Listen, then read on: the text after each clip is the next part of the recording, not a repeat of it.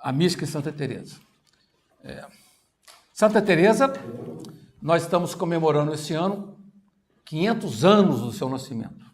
Então é o jubileu, é o ano jubilar. Ela morreu em outubro, 4 de outubro, e ela nasceu 28 de março. E 28 de março ela completou 500 anos. Então esse é o ano das grandes festas. Então, essa reflexão também é uma reflexão que se acontece num momento importante. Depois foi considerada doutora da Igreja em 1970 pelo Papa Paulo VI. Isso é de menos. Para quem leu a minha reflexão no Facebook hoje, né? A relação dela com os doutores da lei, com os confessores, é muito bonita. Ela chegava a falar para eles, né? Às vezes eu ouço meus confessores, ouço o que Deus me diz, e Deus me diz assim: siga o que eu te disse. Ou seja, siga o que eu te disse, e não que os confessores quer dizer, uma coragem, uma ousadia, num momento extremamente difícil, que é da Inquisição, né? Ela atuou, escreveu. Os momentos mais fortes de místicas de Teresa estavam na Inquisição. A Inquisição estava atuando na Espanha fortemente. Então ela viveu sobre a lâmina, né? Nesse sentido. Mas eu começo falando de uma outra questão, antes de entrar em Teresa, da interioridade. O tema da Teresa é o tema da interioridade, né? E, para falar da interioridade, um grande mestre da mística cristã é Santo Agostinho. No sentido de resgatar muito antes da modernidade, a importância da interioridade, da subjetividade, né? Então, Santo Agostinho tem essa atualidade, né? De trabalhar o eu interior, de trabalhar o retorno a si, que é um tema que eu tenho trabalhado muito no Facebook esses dias, né? O que é a volta a si mesmo, a interiorização, que é um tema que atua nos grandes autores que eu tenho trabalhado. Hilke, eu acabei de escrever sobre Hilke, né? Etiilleson, Thomas Merton, e Eckhart, tantos desses místicos que falam do mundo interior, mas um grande nome é Agostinho, né? Dá-se com Agostinho essa antecipação da noção de sujeito. Esse conceito de eu como espaço interior privado. Veja o livro das Confissões, livro 7, 10 e 16. Também a ideia do espaço interior para alcançar a Deus, né? O mundo interior é o lugar privilegiado de encontro com Deus. Agostinho falava: eu te buscava lá fora, você estava dentro. E depois todos os místicos que vão seguir nessa trajetória da interioridade. E que é uma trajetória que eu acho muito bonita, né? Embora possa ser confundida pelas pessoas dizendo que isso é ensimesmamento, que é fuga do mundo, nada disso. A entrada no mundo interior não é fuga do mundo, né? É um momento de, diria o meu orientador libano, né, de propósito. Você faz um momento de parada, ao sábado, né, você recolhe no mundo interior para poder melhor abraçar o mundo, né? Eu acho que é um pouco essa imagem da interioridade, né? Aconselhado a voltar a mim mesmo, diz Agostinho, recolhi-me ao coração conduzido por vós. Aliás, essa ideia de conduzido por vós é muito importante para mim. Santa Teresa vai ser o tempo todo isso, né? Ou então Rumi, né? Não sou eu que atiro quando atiro. Sempre é conduzido por vós. Grande parte da obra de Teresa, a ação é de Deus, não é do homem. O que cabe a nós é pouco, né? Nesse projeto da experiência amorosa, né? Isso é interessante. Em Teresa isso é muito forte. Em Agostinho mais ainda. A ponto de Agostinho falar: se você deixar o ser humano entregue a si mesmo, ele só peca.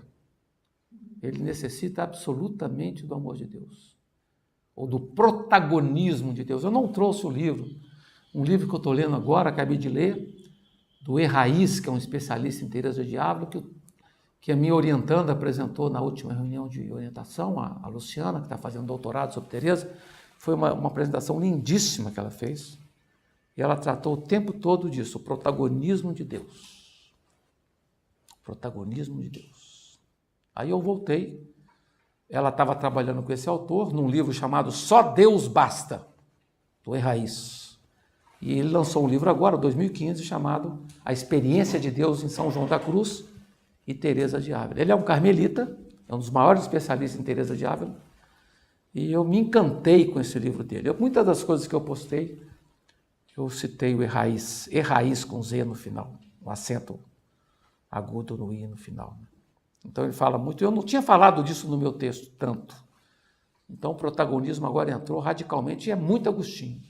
Agostinho é um grande místico do protagonismo de Deus. Um grande místico do protagonismo de Deus. Eis que habitáveis dentro de mim e eu lá fora procurar-vos. Estáveis comigo e eu não estava convosco. Tocaste-me e ardi no desejo de vossa paz. Santo Agostinho, Confissões 10, 27, 38. Então esse retorno para a interioridade agostiniano já estava também num dos autores que é muito trabalhado no grupo de mística do Rio de Janeiro, o meu amigo Marcos Reis, Plotino. Plotino, você já vê na Eneida, no primeiro livro da Eneida de Plotino, você vê essa imagem do retorno a si também. E Agostinho bebe em Plotino, nesse sentido. Então Agostinho traça um itinerário para Deus, que começa com o toque da interioridade, quando se entra nas profundezas de si mesmo. A expressão de Agostinho é intravi in intima mea, quer dizer, entrou no meu mundo interior. Quer dizer, entrar no mundo interior. Confissões 7, 10 e 16. E a ideia também de Deus como luz imutável acima dos olhos interiores. Ou luz que ilumina o olho interior. Daí essa subjetividade que vai estar presente nos místicos espanhóis. Quer dizer, então, os místicos espanhóis retomam a temática da subjetividade agostiniana, numa linha esponsal, que vem de São Bernardo de Claraval, de resgate da subjetividade. E tem um autor que eu citei, eu trouxe até o texto dele aqui, que é um texto fantástico, Michel de Certeau, é um grande autor da mística. Culturas e Espiritualidades, foi um texto publicado na revista Concilium, de novembro de 1966. É um texto brilhante esse dele, para mostrar a radicalidade dos místicos espanhóis que antecipam Descartes na modernidade. Depois eu deixo. No sentido de antecipar, de antecipar. Os grandes autores da modernidade, como Montaigne, Descartes, supera essa dimensão metafísica neoplatônica, até então predominante, por uma profunda humanização da experiência do divino. O divino que acontece no mundo interior. Isso vai estar muito em João da Cruz, vai estar muito em Teresa de Ávila. Ou seja, a ideia do sujeito em êxtase de transcendência. Sujeito em êxtase de transcendência. Um sujeito dialogal com o outro, que habita o seu mundo interior. A imagem que nós vimos na aula passada, da amada que olha a cristalina fonte e não se vê, e vê o amado que está entranhado no seu mundo interior. Essa imagem, eu acho, do narcisismo jubiloso, do cântico espiritual. Então, Michel de Certeau, nesse texto, então, ele vai trabalhar essa radicalidade da experiência mística espanhola, que acontece no momento de crise do mundo. Por isso que talvez esse momento que nós estamos vivendo no século XXI, de profunda crise, de dor. Eu assisti ontem, eu até quero botar nas nossas aulas, o Sal da Terra, do Sebastião Salgado. É impactante esse filme. Ele fala assim, nós humanos somos animais ferozes, terríveis. E vai mostrando toda a expedição que ele fez no mundo da fome, da guerra, da morte, das matanças. Você tem que ver um filme desse de tarde, ainda bem que eu vi 2 da tarde, porque eu não ia conseguir dormir. de tão pesado que é para falar o que é o nosso mundo, que me faz lembrar um pouco o anjo do Nabokov, quando o velho do Nabokov, que grita para os anjos que estão passando com as asas para cima, fala: olhem para nós, vejam como está a nossa terra. E no final da vida, agora o Sebastião Salgado recupera a fazenda do pai, toda devastada pela erosão, e planta 2 milhões de árvores. Então, realmente, é um filme que todo mundo tem que ver de joelho. A beleza da trilha sonora, a delicadeza das fotografias, né? E a temática, que é muito do nosso tempo. E esses tempos de crise, né, são tempos muito abertos para a mística. A mística, ela brota nos tempos de crise, mais fortemente. E na época de Teresa, a crise também era muito forte, né?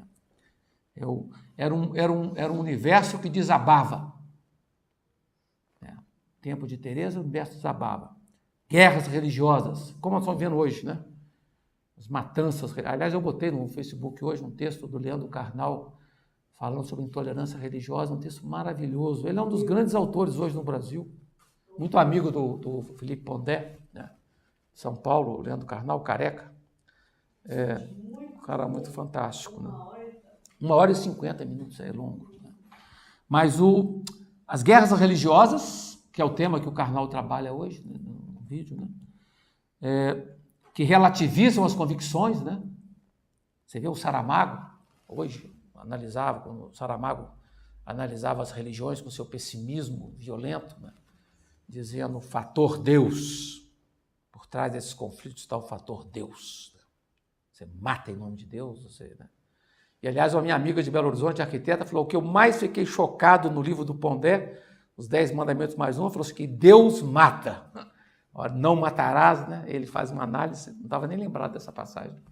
Ela fala que ela ficou impressionantemente tocada por esse momento, né? E o Carnal também faz menção, né? Os profetas, pega o livro do Corão, pega o livro do Antigo Testamento e vai mostrando passagens que os profetas falam das matanças, né? De que Deus convoca a morte, né? E convida a morte, que vai provocar a irritação na Simone Weil de ter dificuldade com o Primeiro Testamento, de ver tanta matança, de tanta violência contra as religiões, né? Contra as outras religiões. E o monoteísmo árido, que começava de forma muito impressionante, né? Naquele tempo de Teresa também há o pluralismo das igrejas, colocando em risco a homogeneidade das seguranças religiosas, as fomes, as epidemias, as pestes, né? Se bem que no Sebastião Salgado também, ele fotografando a África, cada fotografia impressionante do cólera, né? Cada fotografia de criança morta, dos pais lavando as crianças para enterrar, coisa mais impressionante. Como é que esse Sebastião Salgado... tudo, todas as fotos fortíssimas, muito fortes na África. Ele é apaixonado pela África, as cenas mais violentas estão na África. Mas se a gente for analisar hoje o que estão fazendo na Síria, mesma coisa, só que não tem fotógrafo ali. O Sebastião, ele foi, mandava parar o trem, ficava lá 3, 4 semanas no meio os Hutus e Tutsis, por exemplo, os conflitos nos grupos africanos de tensão, as mortes mais impressionantes estão registradas nesse filme, né? E nas fotografias, porque tudo isso virou algo de fotografia, né? O êxodo também, os povos que fogem das guerras, como está acontecendo agora.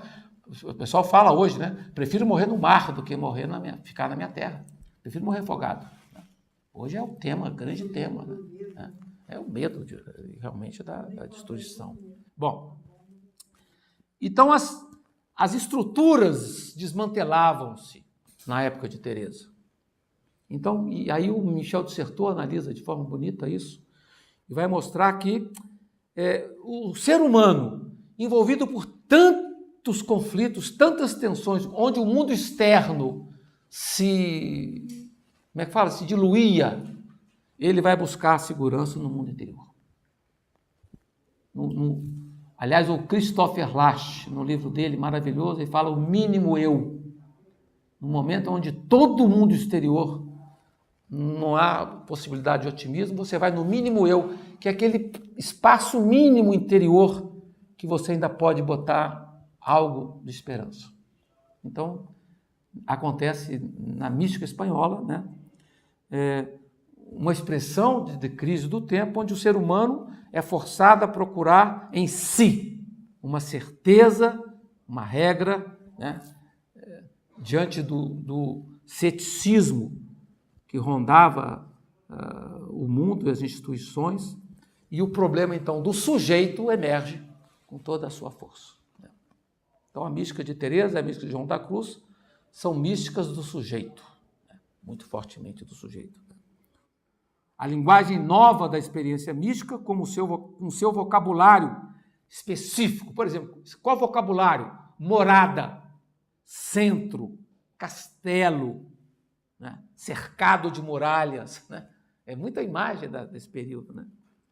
Sua novidade, o seu papel totalizador. No mundo que se deteriora, surge um novo universo, o universo antropológico, o universo do sujeito. Então, daí o Michel de Certeau falar que a experiência dos místicos é análoga à de seus mais audaciosos contemporâneos, como Descartes, que virá depois. Então, a descoberta do cogito cartesiano, o Michel de Certeau fala, é análogo o que acontece com Teresa e João da Cruz, com a força colocada no sujeito. Isso, então, para introduzir. Eu acho muito legal Todos os meus alunos que trabalharam mística espanhola, eu falei, começa com Certeau, e nenhum deles me obedeceu. Entendi? Não sei se é difícil o texto ou o que acontece. Meus alunos são desobedientes nessa parte. Falar, a pista está aí, começa para falar o que é a força da subjetividade no mundo que se despedaça, né, etc. Mas uma coisa é o orientador, outra coisa é o orientando. Orientando é muito diferente do orientador. Né? Naquele momento de crise, surgiu o sujeito. Surgiu a volta ao sujeito. A volta ao sujeito, a percepção da subjetividade. Não volta, né? Porque teve um momento que a ideia de individualidade não existia, né? Sim, mas eu estou falando, o que o Michel de Certeau fala é que há uma audácia de subjetividade nos místicos anteriormente à reflexão da filosofia moderna. Se você for mais longe, você vai em Agostinho. Já está lá em Agostinho. Não, mas é porque o que eu fiquei pensando é assim, e essa nossa crise atual, sim. Entrando no meu texto, né? Sim. Ela traz uma consciência do eu coletivo, né? De que o cara morrendo na Síria sou eu morrendo também. E da natureza, né? E da natureza. O Papa, na encíclica dele, é bem claro. Você está derrubando essa folhinha aí, você está se matando. Nós somos interligados. A palavra interligados aparece 5, 7 vezes na encíclica do Papa. Não é à toa. O Sebastião Salgado fala assim, o que é essa tartaruga em Galápagos? Falou, possivelmente Darwin se encontrou com ela. É a nossa patriarca. Então ele vai começando, ele vai viajando, já é o fim do filme, né? É o momento que ele volta para a natureza, que ele retoma a fazenda do pai e que ele começa a filmar só animais. A exposição que nós vimos, né, Carol, lá em Belo Horizonte, é toda da última fase do Sebastião Salgado. Ele filma animais. Então ele filma, por exemplo, aqueles, como é que chama? As iguanas, e fala, as patas das iguanas são iguais aos cavaleiros da Idade Média, para proteger contra os ataques. Então ele começa a fazer viagens impressionantes em termos de reflexibilidade. Mas para mostrar, só que ele agarra essa temática que vai ser a temática do nosso tempo, da crítica ao antropoceno, fortemente, né? E da nossa relação com tudo. Tanto é que o Papa Francisco abre a encíclica falando, nós somos feitos da terra. A terra compõe o nosso corpo. De forma impressionante, né? É uma encíclica impressionante essa encíclica, em termos da radicalidade. Né? Bom, Teresa, vamos lá. Está claro ou não, Carol? Tudo bem. Bom, traços da vida de Teresa, rapidamente. Aqui os nossos dois guias fortes, Tomás Álvares é o grande autor, Tomás Álvares e o Erraiz. E claro, tem uma série de autores que eu uso no meu texto, que eu estou usando, está na biografia do curso aí que vocês têm, né? Mas os grandes guias são esses dois, Tomás Álvares e Erraiz. Teresa é uma mística da biografia. Ela fala da sua vida. Ela, durante anos, ela manteve uma atitude tensa de releitura e interpretação da sua vida. Isso foi determinante para ela na hora dela elaborar as suas biografias. As duas biografias de Teresa é o Livro da Vida, que é maravilhoso. Eu tenho que botar esse livro no meu curso, mas não tem tempo, né? Meu curso é pequeno. E As Moradas, que é a continuidade. É a obra mais madura da Teresa, né? Mas o Livro da Vida é um livro precioso, que teve duas versões. A primeira versão desapareceu, né?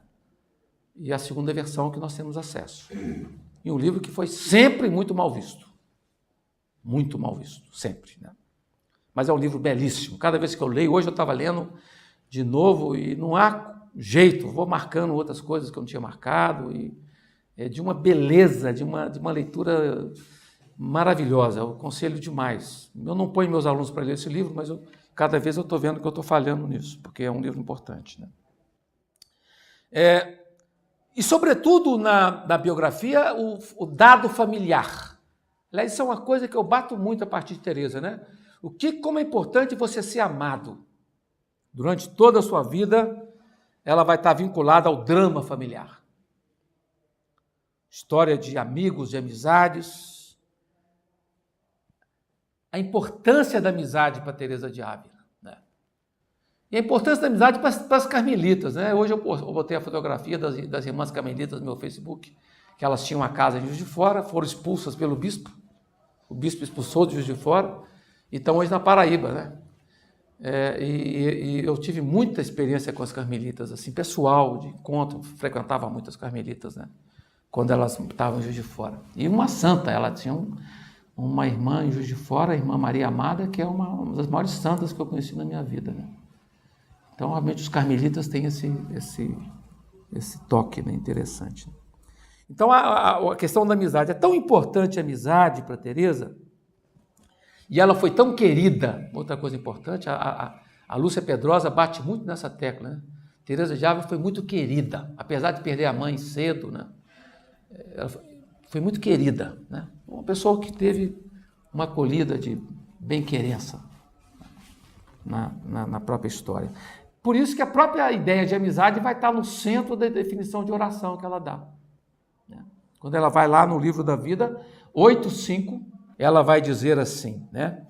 Para mim, a oração mental não é senão tratar de amizade, estando muitas vezes tratando a sós com quem sabemos que nos ama. Isso é oração, estar a sós com quem sabemos que nos ama.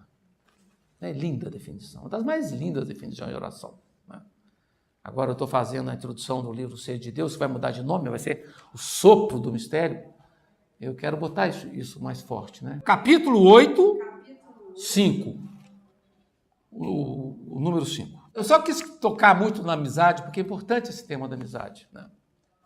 Para nós que temos filhos e temos netos, a gente vê cada vez mais importante isso, fortalecer a dinâmica da amizade desde cedo, né? Esse ambiente, né? A vida dela é dividida em 3 momentos. Primeiro momento, vida em família, 20 anos. 1515 a 1535. Depois, 27 anos no Carmelo, como carmelita. 1535 a 1562. Depois, 20 anos como maluca, ou seja, como criadora de mosteiros, criou muitos mosteiros, fundadora, né? É a fundadora de casas religiosas.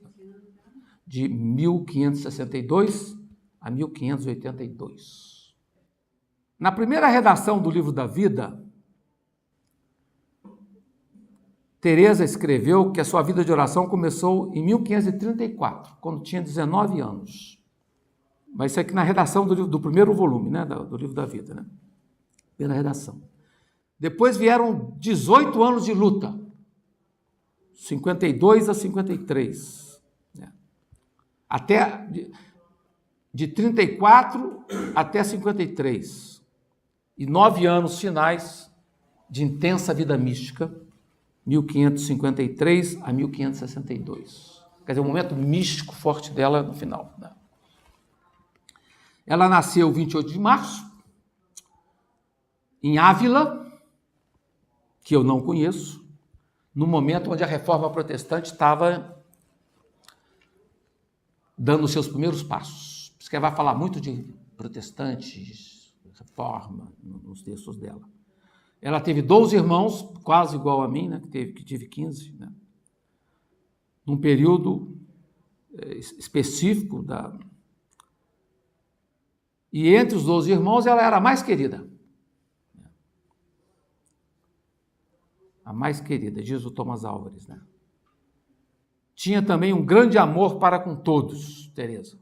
Recebe uma educação cristã, lê a vida dos santos, né? A vida 1:6, para quem quiser, ela fala isso lá. O livro 1:6, ela fala que ela lia muito história de santos, né? Sua mãe falece aos 33 anos de idade. Quando morreu sua mãe, ela tinha 12 anos. Quando morre a mãe da Teresa, ela pede, na ocasião, para Nossa Senhora, se eu fosse pedir a Santa Teresa para escrever em que creio eu, ela ia colocar isso. Ela pede para Nossa Senhora ser a mãe dela. Que coisa linda, né? Coisa linda. Pede para ser, está no livro, no 1:7, livro da vida, né? 1:7. Então ela pede Nossa Senhora para ser a mãe. Eu acho lindo isso, quando pede essa imagem, né? O pai falece quando ela tinha 28 anos, em 1543, na vigília do Natal. Você imagina que quem perdeu o pai na vigília do Natal? Então ela ficou órfã relativamente cedo, 28 anos, né? Eu acho. Eu estou com mãe com 98, né? Perdi meu pai, ele morreu com 83 anos, mas viu bem. Bom, sua mãe então falece aos 33 anos e passou a vida com grandes enfermidades. A mãe dela, né? A mãe dela sofreu muito, muitas enfermidades. E a Teresa relata isso também no livro da vida. Entre os anos 1528 e 1533 e 1531, ela lê com paixão livros de cavalaria, adorava livros de cavalaria. E foi sua mãe que transmitiu para ela esse amor aos livros de cavalaria, né? E faz constantes referências à cavalaria nos seus escritos, né? E tinha muitos bons romances na casa dela, já aos 6, 7 anos de idade, um dado muito incomum para as mulheres naquele tempo, né? Bom, chega a escrever um romance, e esse romance perde. Durante os anos de 1531 a 1533, nasce a vocação religiosa dela. Embora a conversão vai ser tardia. Na prática, a conversão mesmo ela já tem quase 38 anos, né? Conversão forte, Teresa, né? E o pai reage violentamente contra a vocação religiosa dela. Então ela foge para ser monja. Outra coisa que também eu fui me dar conta só mais recentemente, ela com 17 anos teve uma crise religiosa, né? Uma crise afetiva muito forte. Portanto, quem tem filho que está chegando nessa idade, se prepare para as crises. 17, 18 anos é uma idade... Se eu pudesse pular, com meus filhos, pular de 14 para 23, eu pulava. Idade dificílima de idade. De filho é 18, 19, 20, Nossa Senhora. Então ela viveu uma forte crise afetiva, né, duradoura, que incide na amizade dela com Deus. Amizade, quer dizer, é uma relação, né? De uma relação alegre, espontânea que ela tinha, né? vai se tornar algo muito doloroso para ela. Abandona a oração. Ela abandona a oração. E faz por honestidade. Ela diz no livro Vida 19:4. O demônio muito me atacou. Aliás, o demônio vai estar o tempo todo no livro Teresa, tá? O tempo todo está o demônio. Uma coisa que impressiona muito meus alunos em Teresa é o demônio. O tempo todo. Aliás, tá, no Brasil também, se você pega Grande Sertão Veredas, está o tempo todo o demônio. O demônio muito me atacou, diz ela, fazendo-me sofrer bastante, ao me sugerir que, por eu ser tão ruim, continuar a oração era ter pouca humildade. Então ela viu o demônio falar. Aliás, o Rumi fala isso também, né? O cara está orando lá todo feliz, ó, Alá, Alá. Aí entra o demônio e fala assim, você tem certeza que quando você está rezando, ele está te ouvindo? Ele entrou em crise.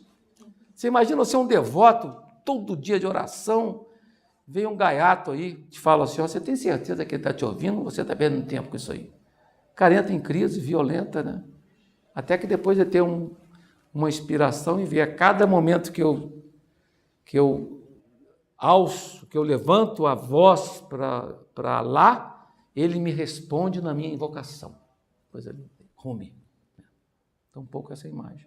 Então, Teresa fala isso, né? Essa passagem do livro Vida 19:4, né? O demônio tentando-a, fazendo-a sofrer e sugerindo a ela que por ela ser ruim, aliás, essa imagem ela vai ter muito, né? Que eu sou ruim, eu não mereço, eu não sou merecedora. Hã? Sou um verme. Ela usa muito essas expressões, né? Então ela tinha que parar de oração, que ela não era merecedora de oração. E depois ela vai fazer uma série de reflexões sobre oração, pegando esse mote que eu acho fantástico. Até acho que alguma coisa eu postei sobre isso, né? Que ela fala, por exemplo, né? Ela fala assim, ela ficou 1 ano e meio sem rezar. E vai dizer no livro da vida depois, o traidor, olha só, isso é bem renovação carismática, né? Em vez de falar demônio, fala o traidor, o renegado, né? O Grande Sertão também fala esses termos, né? Como é que chama? Tem o cramulhão, né? Para falar o demônio, você não usa o nome, né? O traidor sabe que a alma que persevera na oração está perdida para ele. Olha que frase magnífica de psicologia, né? Isso está no... não botei. É 19:12. O traidor sabe que a alma que persevera na oração está perdida para o demônio. Ou seja, você quer ficar livre do demônio? Mantenha viva a oração. Olha que imagem interessante, né? Muito interessante. E de novo, Teresa ainda. Abandonar a oração é perder o caminho. Teresa de Ávila. Oração é a porta de entrada do castelo, da morada. Oração é o que te mantém em pé, te mantém aceso. Bom, no meu caso pessoal, os momentos mais difíceis que eu passei, a grande chave foi a oração. Tanto que agora eu sou um viciado em oração. Eu aqui, o Faustino. Né? A oração está ali comigo, não tanto missa, essas coisas menos. Mas a oração é uma garra, estou agarrado nela, né? Mas eu acho que o ato do contato com a letra da oração, apesar de ser limitado, Santa Teresa vai chamar isso de meditação e não de contemplação. Contemplação você não precisa de ler nada, é solta de mediadores, de mediações, né? Lembra quando São João da Cruz fala assim, não quero mediadores, né? É a oração escrita, a leitura, que eu sou muito agarrado a isso ainda, é meditação. Na linguagem de Teresa, né? Diferentemente do que acontece no budismo, quando a meditação tem um outro significado. Né? Então ela foge de casa em 1535, novembro, para entrar no Mosteiro da Encarnação, em Ávila. Muita alegria, muito fervor nos primeiros anos de vida religiosa. Ela varria com maior alegria, porque eles têm que trabalhar muito, né? Limpar banheiro, varrer, arrumar. Ela fazia com alegria louca todas as atividades práticas do convento. Né? Ela entra com 20 anos e presta seus votos 1537, aos 22 anos. E aqui é muito bonito, o livro da vida 4:2, é muito bonito ela falando, né? É um dos passagens que todos os autores citam muito, em termos de experiência mística de Teresa, a tomada do hábito, né? Quando ela recebe o hábito religiosa. Quando tomei o hábito, o Senhor logo me fez compreender como favorece os que se esforçam por servi-lo. Isso é muito Santa Teresa, né? O Senhor favorece aos que se esforçam por servi-lo. Ninguém percebeu o meu esforço, mas só a minha imensa vontade. Ao fazê-lo, tive tal alegria de ter abraçado aquele estado que até hoje permaneço com ela. Deus transformou a aridez que tinha minha alma em magnífica ternura. Isso, essa passagem. Transformou a aridez em magnífica ternura, né? As observâncias da vida religiosa eram um deleite para mim. Na verdade, nas vezes em que varria, em horários que antes dedicava a divertimentos e vaidades, me vinha uma estranha felicidade, não sei de onde, diante da lembrança de estar livre de tudo aquilo. Fantástico. Então, é o deleite, né? Bom, acontece que logo depois ela fica doente. Muito doente. Aliás, acontece com todos, né? São Francisco de Assis, nesses momentos de mudança de... Por isso que é perigosíssimo isso. Aconselho vocês ficarem na superfície. Quem entra muito nisso adoece, você entra em... Tem essas coisas, né? Isso é sempre. Sempre tem. Não sei, alguma coisa acontece. Por razões de saúde, já no ano seguinte ela fica doente, depois que ela presta votos, 37, o ano seguinte adoece, 38. Né? Passa quase um ano fora do convento. Ortigosa, Castellanos, Becedas, né? Aqui eu coloco uma nota, não? A nota é forte. Uma vez que os médicos de Ávila não conseguiam saber o que ela tinha, debelar o mal que ela tinha, ela vai ser tratada por um curandeiro em Becedas. Passa 3 meses ali, tratamento mais nocivo que a enfermidade. Seu pai decide, então, tirá-la dali, voltar com ela para Ávila, e regressa à casa paterna, passa 4 dias em coma profundo, né? Agosto de 1539, os médicos desenganam a ela, suspeitam que seja com tuberculose, que naquela época era mortal, sofria dores contínuas dos pés à cabeça, me lembra Simone Weil, né? Tinha então 24 anos.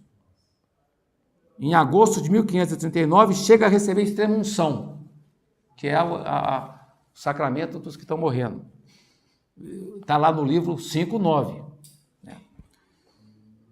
Veja a impressionante descrição, Vida 6:1. Essa descrição tem que ler porque ela é impressionante mesmo, né? Você vê como é que esse livro é legal, o livro da vida. É bem interessante, né? O que ela passou? 6:1. Fiquei, depois desses 4 dias de paroxismo, num estado tal que só o Senhor pode saber os insuportáveis tormentos que sentia em mim. De tão mordida a língua estava dilacerada.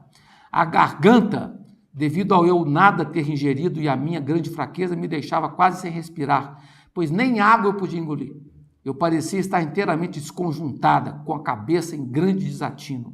Aquele tormento me fez ficar encolhida como se fosse um novelo, incapaz de mover os braços, pés, as mãos, a cabeça, como se estivesse morta, sem ajuda. Creio que só movia um dedo da mão direita. Era difícil me tocarem, pois eu sentia tantas dores que não podia suportá-lo. Usavam um lençol que 2 pessoas seguravam, uma de cada lado, para me mudarem de posição. Aí vai.